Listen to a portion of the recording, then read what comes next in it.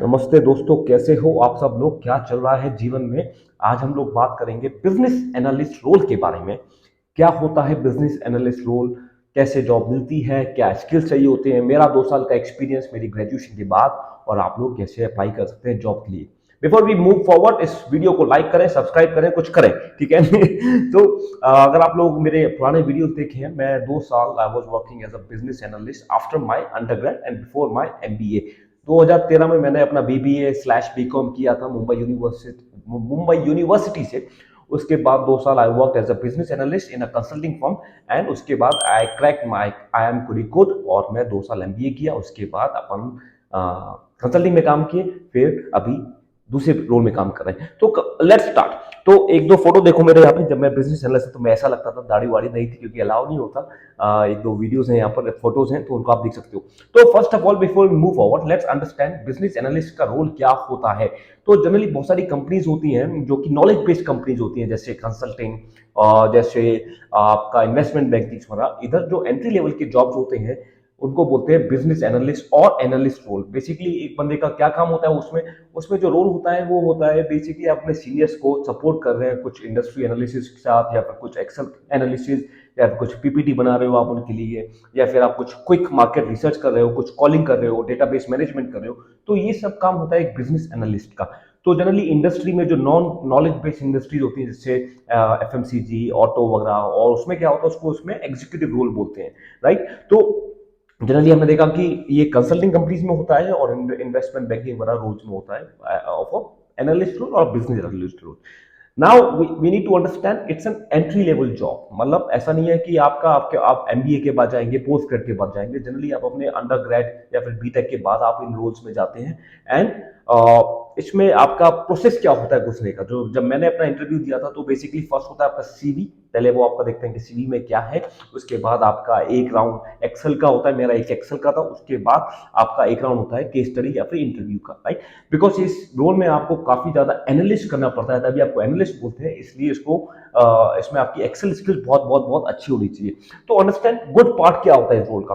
Good part होता है कि आप बहुत जल्दी, बहुत कम टाइम में बहुत ज्यादा सीखते हैं, डिफरेंट डिफरेंट इंडस्ट्रीज के बारे में सीखते हैं। मैं जब काम कर रहा था, मैं एक टाइम में 2-3 डिफरेंट प्रोजेक्ट्स पे काम कर रहा था, राइट? तो आप कभी ऑटो प्रोजेक्ट पे कर रहे हैं, कभी एनर्जी प्रोजेक्ट पे कर रहे हैं, कभी आप स्टील इंडस्ट्री पे कर रहे हैं। तो आप बहुत सारे प्रोजेक्ट्स पे एक साथ काम कर रहे हो, तो आपका इंडस्ट्री का जो एक्सपोजर होता है, लर्निंग होता है, वो बहुत बहुत बहुत अच्छा होता है।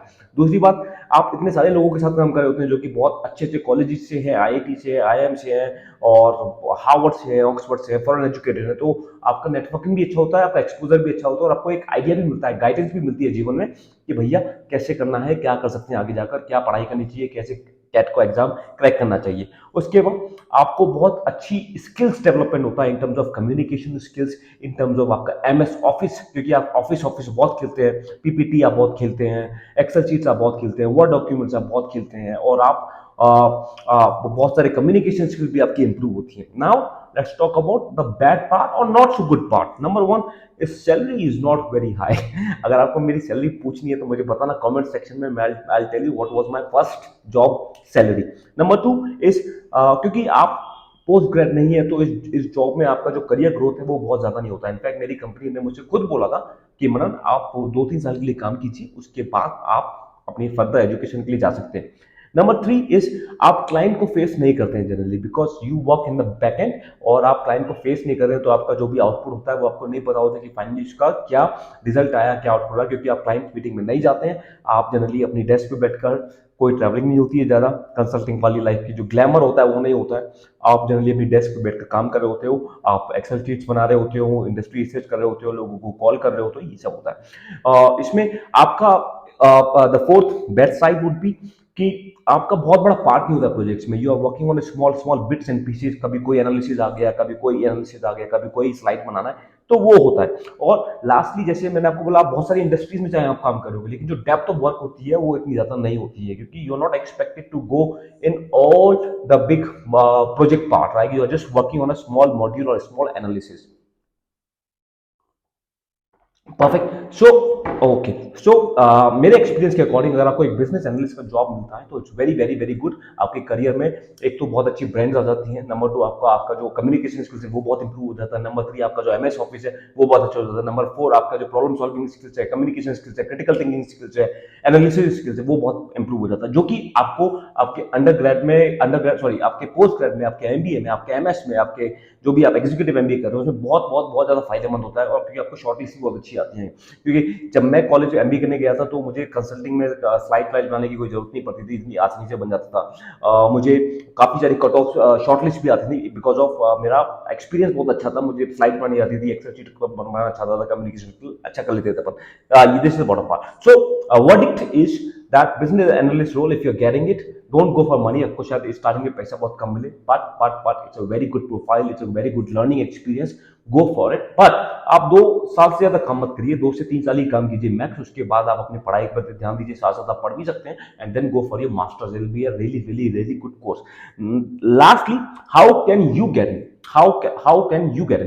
तो फर्स्ट ऑफ ऑल आपको you can start as an intern और you can start as a full time job. तो उसके लिए आपको पहले अपना सीवी बनाना पड़ेगा, उसके बाद आपके पास रेलेवेंट स्किल्स होनी चाहिए like Microsoft office, like good communication skills, networking skills. मैं 2-3 वीडियो बना चुका हूं how to make a good CV, आप यहां पर देख सकते हैं। आप how to find an internship वो भी बना चुका हूं, how to have those skills जो मोस्ट इंपॉर्टेंट स्किल्स हैं, आप ये 3-4 वीडियो देखिएगा। तो बेसिकली आपके पास एक अच्छा सीवी होना चाहिए, आपके पास एक अच्छा कॉलेज का ब्रांड नेम होना चाहिए, आपके पास गुड नॉलेज होनी चाहिए एमएस ऑफिस की, और आपके पास critical thinking problem solving skills होना चाहिए, सिंपल राइट। तो यही था।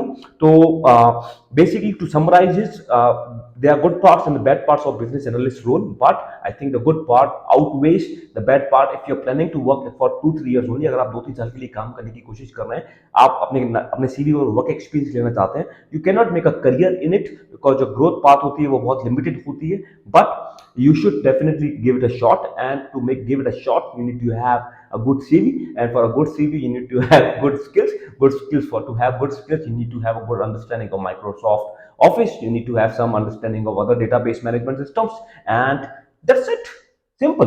तो अप्लाई करो, आज ही कोशिश करो। जनरली इधर मैंने देखा है कि वो लोग बीकॉम या बीबीए बैकग्राउंड के लोग लेते हैं क्योंकि उनका थोड़ा अंडरस्टैंडिंग ऑलरेडी होता है, लेकिन काफी सारी इंडस्ट्रीज आईटी बैकग्राउंड से भी लोगों को लेती हैं, इंजीनियरिंग बैकग्राउंड से भी लेती हैं, but what I have seen they prefer a business analyst role, a person who is coming from BCom और बीबीए, बिकॉज उसको बहुत ज्यादा सिखाना नहीं पड़ता है। आई होप तुम लोगों को ये वीडियो पसंद आई हो। अगर आपको पसंद आई तो मुझे बताना है कि नेक्स्ट किस टॉपिक पे वीडियो बनानी चाहिए, और 1 घंटे तक मैं सबके कमेंट्स का रिप्लाई करता हूं। So let me know, I will see you in the other video, and in the mean time आप ये दोनों वीडियोस देख सकते हैं अच्छे से।